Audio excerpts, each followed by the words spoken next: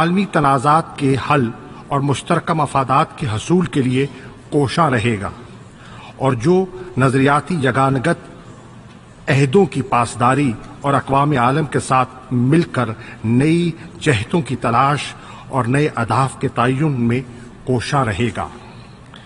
لیکن یہ پاکستان ہرگز اپنے قومی مفادات، ریاستی آزادی اور حقوق خود مختاری، عوام اور ملک کی سلامتی کے تحفظ پر کسی قسم کی سودے بازی کا متحمل نہیں ہے۔ میں آج آپ سے مخاطب ہوں ایک ترقی پذیر ملک کے ترجمان کی حیثیت سے، جس کی حکومت کی اولین ترجیح ہے عوام کی فلاح، اور جو پائیدار امن اور ترقی کے لیے علاقے اور وسیع تر دنیا میں شراکت داری کے لیے محترک ہے۔ وزیر اعظم عمران خان کی قیادت میں ہم نے اس نئے پاکستان کی ایک نئے ویژن کی داغ بیل ڈال دی ہے۔ جناب صدر، آج دنیا ایک دو راہے پر کھڑی ہے۔ وہ بنیادی اصول جن پر عالمی نظام قائم ہے متزلزل دکھائی دیتے ہیں۔ پروٹیکشنزم، پاپولزم اور آئسولیشنزم کی قوتیں غالب نظر آتی ہیں۔ یہ ایک باعث افسوس امر ہے کہ برداشت کی جگہ نفرت، منطق کی جگہ قیاس اور قاعدے قانون کی جگہ اندھی بے لگام طاقت کی عملداری ہوتی جا رہی ہے۔ جہاں دنیا میں ضرورت ہے نئی راہیں، نئے راستے متعین کرنے کی، وہاں رکاوٹیں کھڑی کی جا رہی ہیں۔ جہاں درکار ہیں دوستی کے روابط، وہاں نظر آتی ہیں نفرتوں کی فصیلیں۔ جہاں بازگشت کرتی ہیں آزادی کی صدائیں، وہیں گونجتی ہیں جبر کی ندائیں۔ سامراجیت کی نئی شکلیں اور جہتیں پروان چڑھتی نظر آ رہی ہیں۔ ملٹی لیٹرلزم اور یونیورسلٹی کی جگہ یک طرفہ اقدام اور قانونیت کی جگہ اسٹریٹجک اور کاروباری مصلحتیں اقوام عالم کی فیصلہ سازی پر اثر انداز ہو رہی ہیں۔ تجارتی جنگ کے گہرے بادل افق پر نمودار ہیں۔ موسمیاتی تبدیلی، ماحولیاتی تنزلی، بیماریوں کے پھیلاؤ، بین الاقوامی جرائم کی روک تھام اور پائیدار ترقی کی راہوں میں نئی مشکلات درپیش ہیں۔ یہ کہنا غلط نہ ہوگا جناب صدر کہ دوسری جنگ عظیم کے بعد رائج آئیڈیلزم اور بین الاقوامی اتفاق رائے کی جگہ ایک مبہم عسکری سوچ نے لے لی ہے۔ یہ امر نہ صرف افسوسناک ہے بلکہ عالمی امن عامہ کے لیے خطرناک بھی۔ جناب صدر، مشرقی وسطی کے حالات بالخصوص باعث تشویش ہیں۔ تاریخی حل طلب تنازعات کے ساتھ ساتھ نئے تفرقات جنم لے رہے ہیں۔ علاقائی اور غیر علاقائی قوتوں کے متصادم مفادات پہلے سے موجود دراڑوں میں مزید ابتری کا باعث بن رہے ہیں۔ مسئلہ فلسطین آج بھی اپنی جگہ موجود ہے۔ جناب صدر، ایسا محسوس ہوتا ہے کہ عصر حاضر متلاشی ہے ایک قائد، ایک قاعدے، ایک نظریے کا۔ ناموس رسالت کے معاملہ کو ہی لے لیجئے، جہاں دور حاضر میں دیگر اقوام اور مذاہب کی طرف افہام اور تفہیم، فراست اور رواداری کے جذبات پائے جانے چاہیے، وہیں مہذب اقوام میں ایک بگڑتی ہوئی اور متعصبانہ سوچ پروان چڑھتی نظر آ رہی ہے۔ حال ہی میں مغرب میں پیغمبر اسلام صلی اللہ علیہ وآلہ وسلم کے خاکے بنانے کے مقابلوں کا جو منصوبہ بنا، اس سے تمام دنیا کے مسلمانوں کی دل آزاری ہوئی۔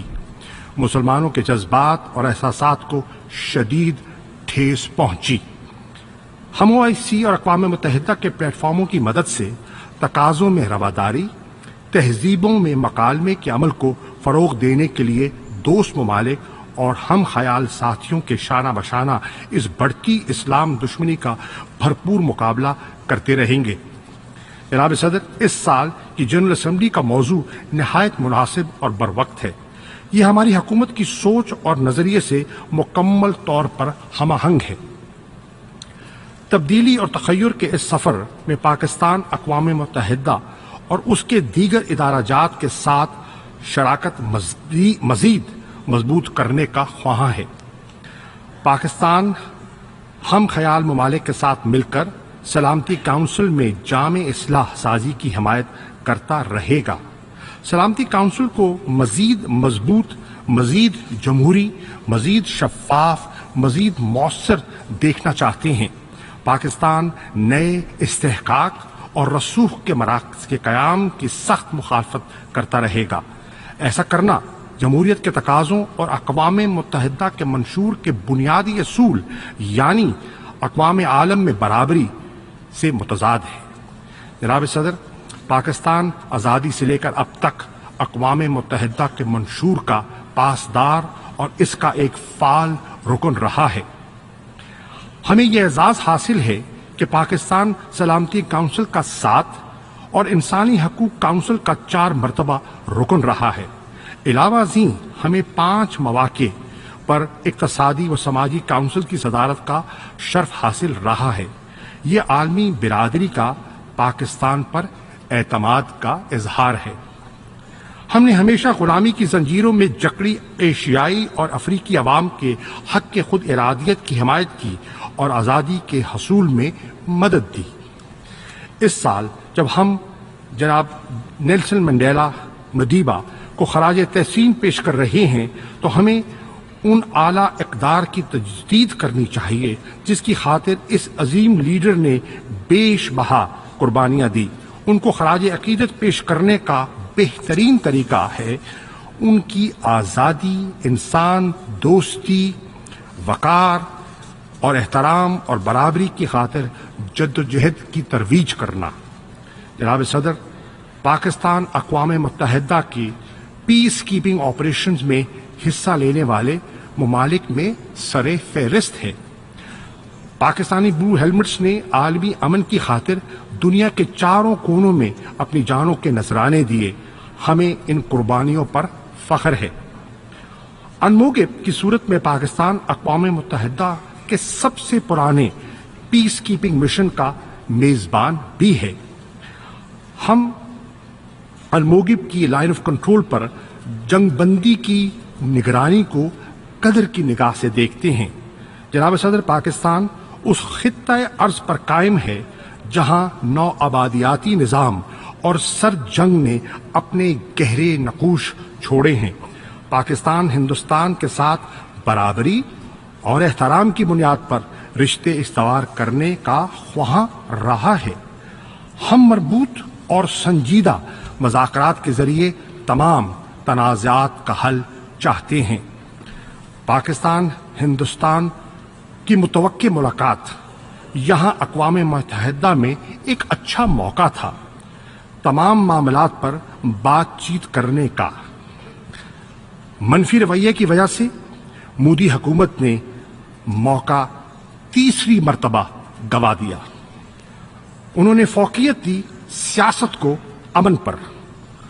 انہوں نے ایسے ڈاک ٹکٹوں کا عذر بنایا جن کا اجرا مہینوں پہلے ہوا تھا، جو ایک کشمیری سرگرم کارکن اور پیلٹ گن کے متاثرین کی قربانیوں کی عکاسی تھیں۔ یہی واحد راستہ ہے جس کے ذریعے جنوبی ایشیا کے درینہ مسائل حل ہو سکتے ہیں اور خطہ صحیح معنوں میں ترقی کی راہ پر گامزن ہو سکتا ہے۔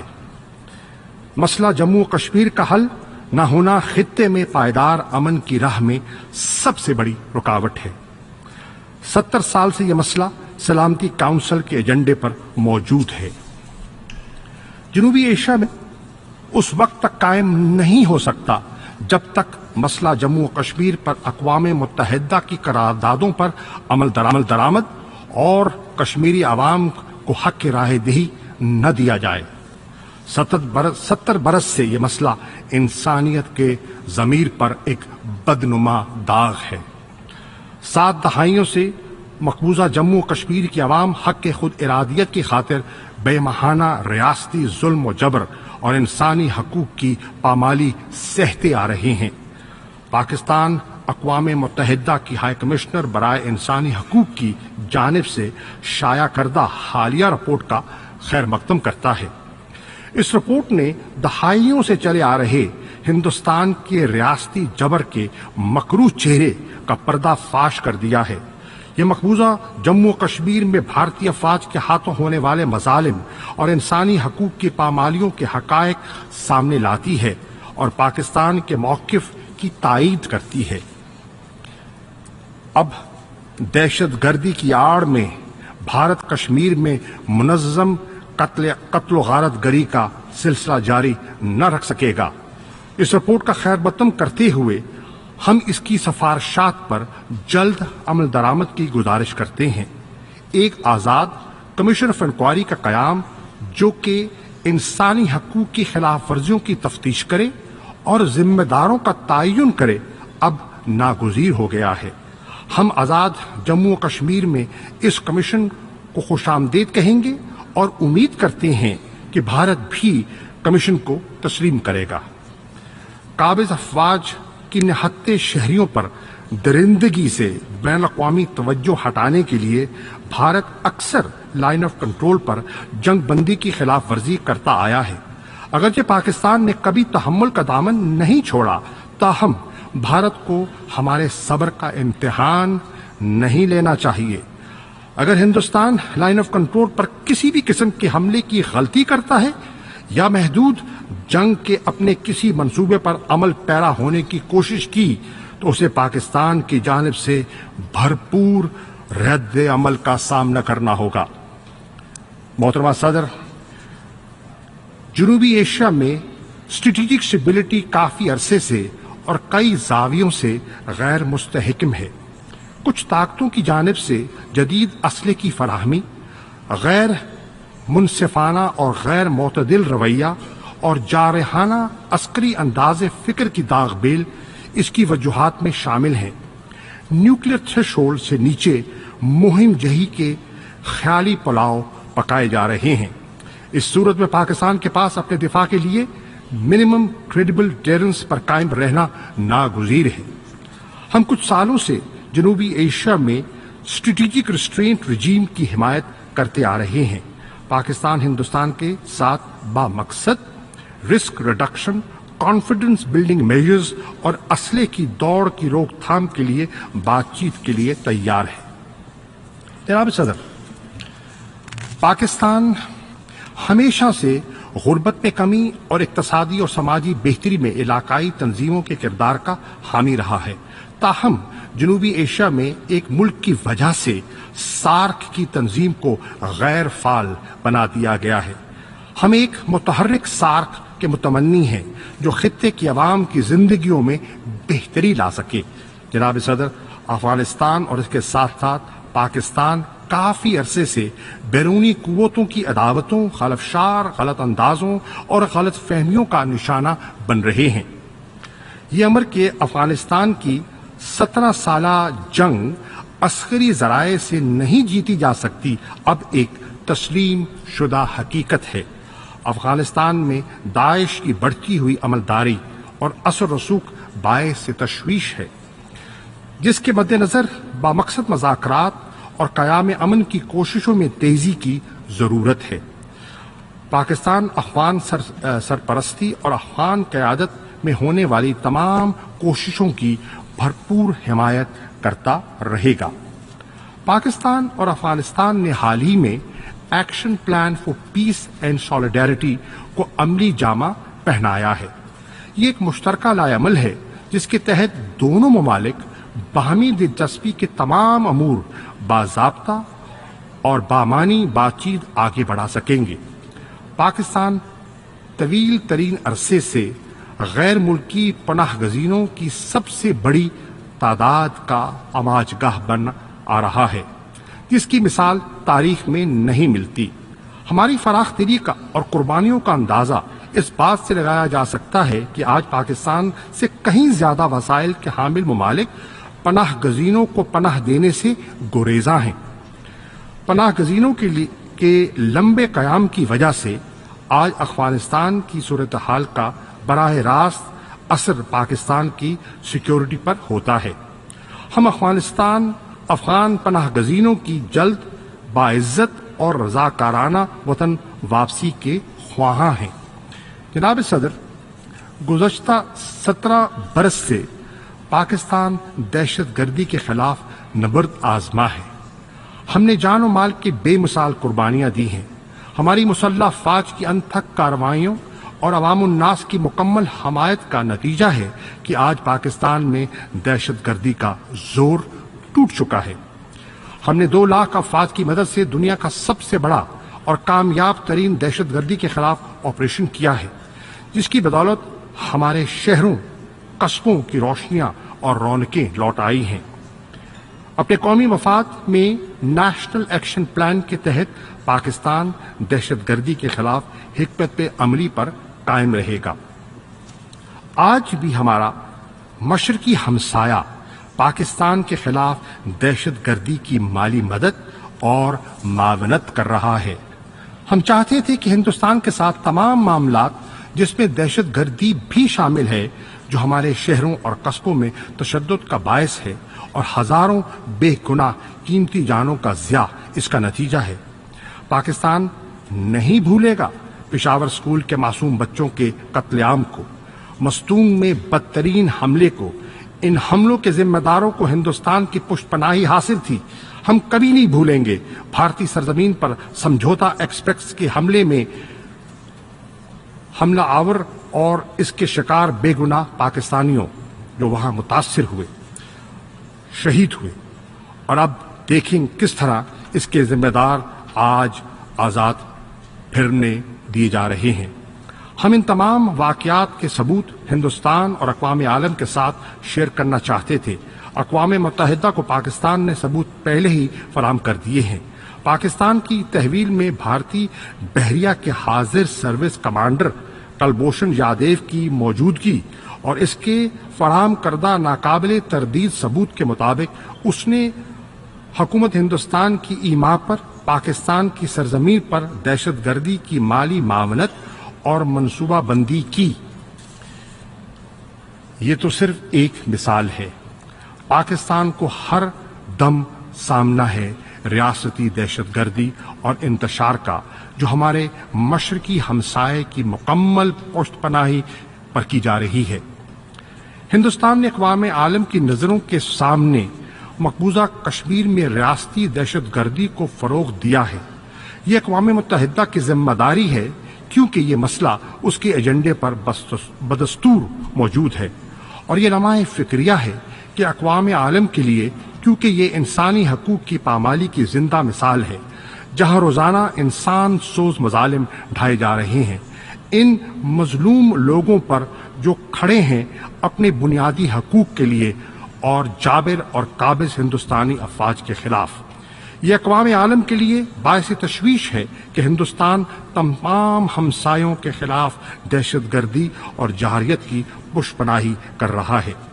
लेकिन इसके लिए लाजिम है कि पाकिस्तान में होने वाली दहशत गर्दी की बैरूनी इमदाद को फौरी तौर पर बंद किया जाए, जिसकी एक मिसाल सरजमीन पाकिस्तान पर भारतीय बहरिया के कमांडर कुलभूषण यादव की गिरफ्तारी है।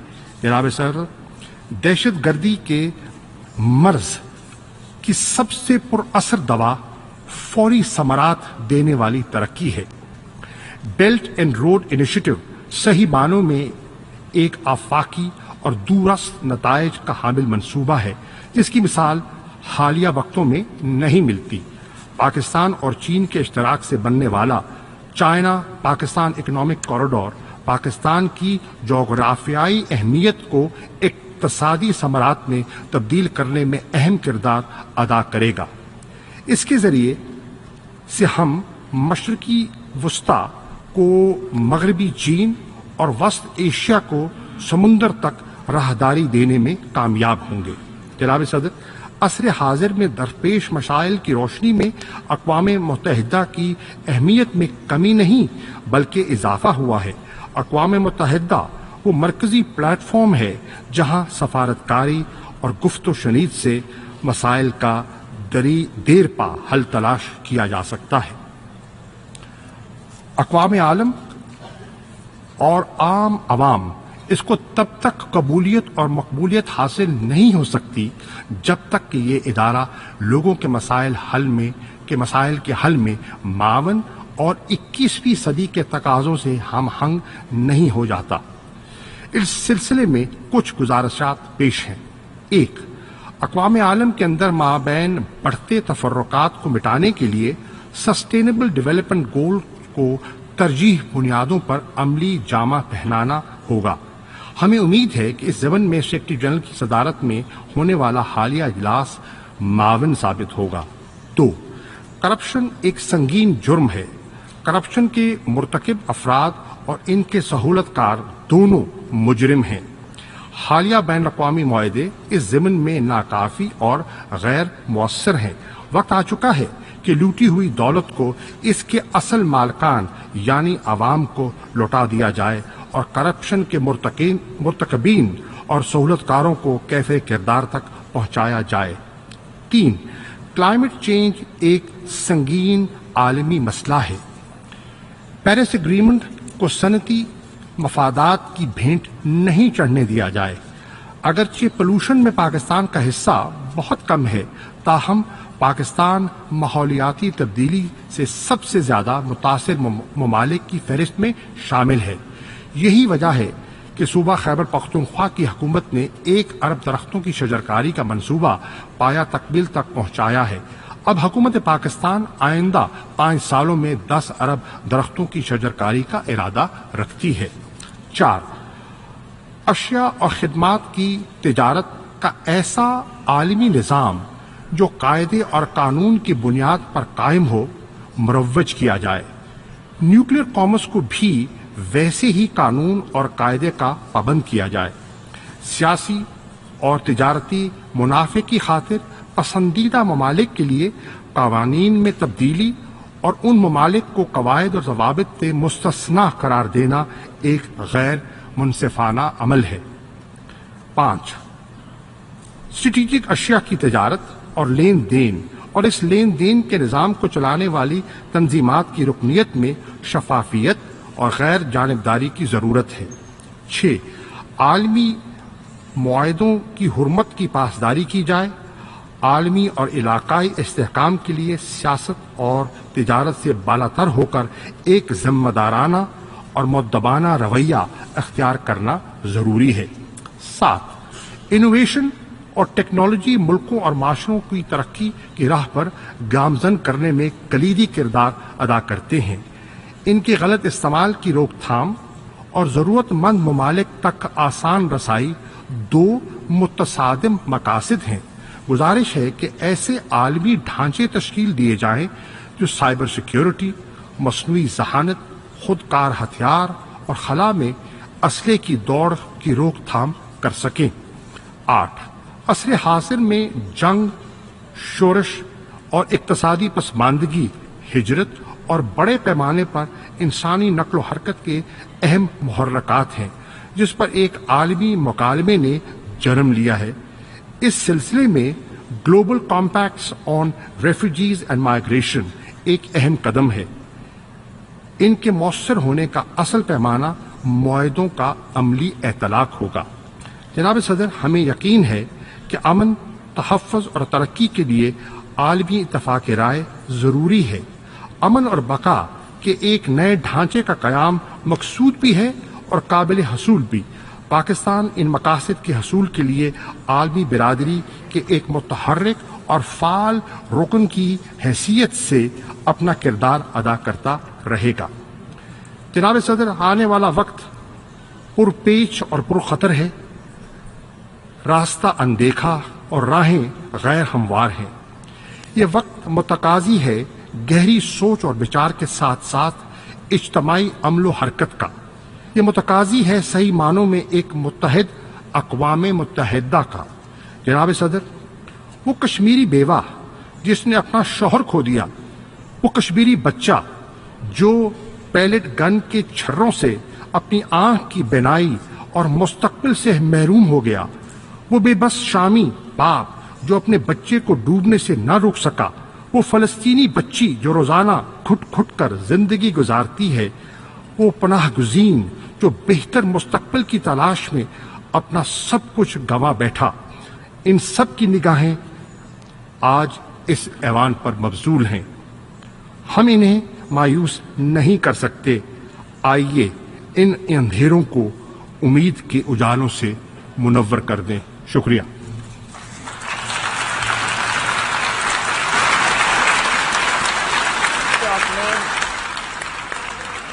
न्यूयॉर्क में वजीर खारजा शाह महमूद कुरैशी जनरल असम्बली से खिताब कर रहे थे। उनका कहना था कि भारत हमारे सब्र का इम्तिहान ना ले। मुहिम जोई के ख्याली पलाव पकाए जा रहे हैं। कंट्रोल लाइन पर जारहत हुई तो पाकिस्तान की जानिब से भरपूर रद्द अमल दिया जाएगा। कश्मीर पर अक़वाम मुत्तहिदा की रिपोर्ट जो सामने आई, यकीनन भारत को इस पर जवाब देना चाहिए। हमारा मशरकी दुनिया में एक अहम नाम है पेशावर स्कूल, सानह मस्तूंग और कुलभूषण यादव। ये सिर्फ एक मिसाल है। कश्मीर, जाबिर और काबिज भारतीय फौज के खिलाफ हम खड़े हैं और कश्मीरियों को उनका हक दिलवा कर रहेंगे। आने वाले वक्त पर और हमें हर पेज पर मसला है। भारत के साथ बराबरी की सतह पर ताल्लुकात चाहते हैं।